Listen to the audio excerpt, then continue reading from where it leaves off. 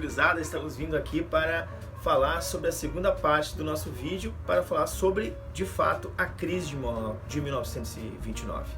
Então, antes de começar, a gente pode falar que durante todo esse período, então, da década de 20, no período que a gente vai chamar de entre guerras, né, nós tivemos um grande desenvolvimento da indústria, como vimos no vídeo anterior, norte-americana. Essa indústria já se desenvolvia antes mesmo da Primeira Guerra Mundial. Na Primeira Guerra Mundial, então, houve o seu boom de desenvolvimento. E justamente sobre isso que nós vamos falar agora, sobre como é que nós chegamos num momento de crise. Bom, a indústria americana, que andava muito bem, obrigado, que dava ao americano um sinônimo de vida, né, um estilo de vida extremamente sofisticado, né, com consumos de consumos, bens duráveis, bens não duráveis. Esse estilo de vida com investimentos na Bolsa de Valores vai levar o presidente Herbert Hoover na década de 20, lá em 1929, a chegar a dizer que os Estados Unidos estavam prestes a erradicar a pobreza no seu país. Pois muito bem, pessoal, mal sabia ele que ele estava completamente enganado, porque a história acabou mostrando outra coisa. Pois justamente em meados da década de 20, o consumo europeu sobre as mercadorias americanas já não era o mesmo. No entanto, a produção americana continuava de maneira avassaladora a produzir. Não houve nenhum tipo de planejamento para a industrialização. Lembrando que a indústria americana, o mercado americano, era o liberalismo puro, né? Nós tínhamos mais de 4 mil bancos dentro dos Estados Unidos, né? Então isso mostra que o desenvolvimento, as pessoas aplicando na Bolsa de Valores, né? As pessoas aplicando porque já tinham garantidas, né, as vendas da produção, os estoques já estavam cheios, então todo esse processo de produção continuava sendo o mesmo, mas a Europa já não comprava mais as mercadorias americanas como comprava antes. E por que isso aconteceu? O que levou a Europa a não comprar mais as mercadorias americanas? Justamente o restabelecimento das suas indústrias, o restabelecimento da sua produção local. Então, os europeus começaram a se organizar economicamente, organizar industrialmente e começaram a desenvolver nos seus territórios, então, a sua produção. Isso fez com que não se comprasse tanto como se comprava nos Estados Unidos. E isso acabou gerando um problema. Outro fator da crise que a gente pode localizar diz respeito ao mercado desregulado, isso mesmo. A valorização das ações de empresas, ela criava a ilusão de que era possível então enriquecer da noite para o dia nos Estados Unidos. Muitos investidores então passavam a investir os lucros obtidos no setor produtivo na compra de ações e acreditando então que essa imensa massa manipulada de números pudesse gerar um mercado cada vez mais promissor. E isso realmente aí, em meados da década de 20, vai gerar uma bolha de investimentos em que não vai haver mais como sustentar. O que eu quero dizer com isso? Eu quero dizer com isso, queridos, que a quantidade de títulos colocados à venda e não suportava a quantidade de compradores, ou seja, eu tinha muito mais títulos à venda do que interessados em comprar os títulos. E por que eu estou dizendo isso? Porque não havia venda da produção. Então, na quinta-feira, dia 24 de outubro de 1929, estavam disponíveis mais de 70 milhões de títulos de diversas empresas na Bolsa de Valores de Nova York.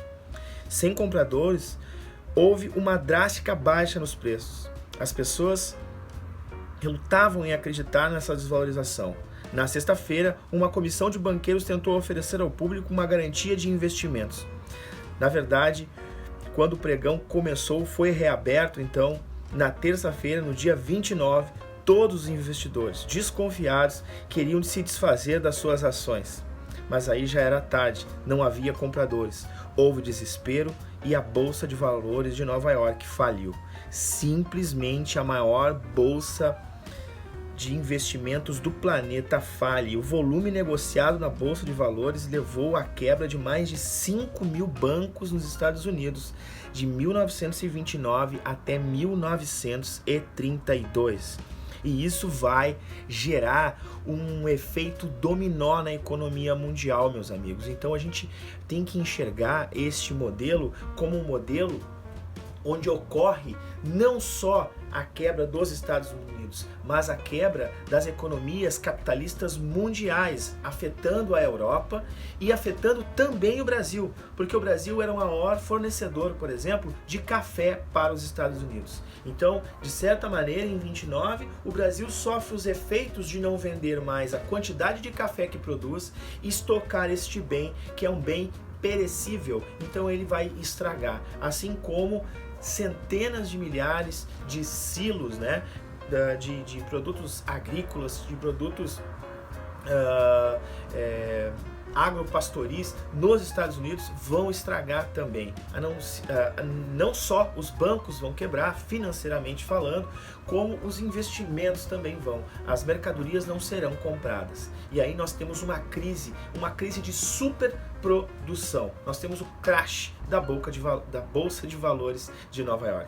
Nós temos uma crise liberal. A crise do liberalismo, pessoal, porque no liberalismo se acreditava que quanto menos intervenção do Estado na economia, quanto mais a economia fosse regulada pelas empresas, pelas indústrias, com lucros, com investimentos, com salário, né, com empréstimos, com questões monetárias, quanto mais livre fosse a economia de qualquer tipo de regulação do Estado, melhor para a economia, melhor para a população. Então essa visão liberal de completa liberdade econômica, ela chega numa encruzilhada, ela chega ao fim. Nós temos aí uma crise sem precedentes na história da humanidade e para os Estados Unidos muito forte, né? Porque várias empresas vão quebrar, o número de pessoas que vão se suicidar por conta de perderem as suas fortunas, de perderem o seu dinheiro vai ser gigantesco.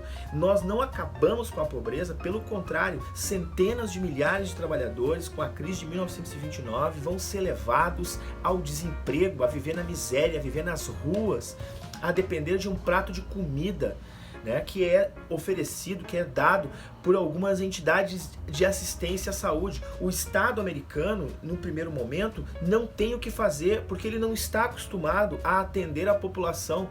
Então o Estado ele é mínimo e aí nós vamos ter um problema gigantesco de crescimento de pobreza, de violência nos Estados Unidos aí, entre 1929 até a chegada do presidente Roosevelt nos Estados Unidos. Então nós vamos ver que a crise do liberalismo causado pelo problema da superprodução e da recuperação econômica europeia, ela tem uma solução. E para essa solução ocorrer, a gente tem que ficar ligado no nosso terceiro vídeo, que eu estou publicando daqui a pouquinho. Então preste atenção. Curte esse vídeo, ele é importante porque ele te mostra como é a crise, mas tu tem que assistir o vídeo número 1, que é o antes desse aqui, obviamente, né? Esse é o segundo vídeo, para que tu entendas como é que nós chegamos nesse apogeu, nessa altura toda, e depois como nós caímos, né? Eu estou dizendo a economia americana, né? Então, como é que a economia americana chega no seu apogeu e como é que ela despenca? A gente viu isso no vídeo 1 e o vídeo 2. Agora vamos para o vídeo número 3, que nós vamos ver como é que nós saímos, né? Como é que os Estados Unidos sai deste momento de crise. Quais serão os caminhos tomados, então, pelo presidente Roosevelt. Então, para isso, queridos, não esquece de curtir aqui, te inscreve no canal que a gente vai seguir postando vídeos no nosso canal aí. Falou? Até mais!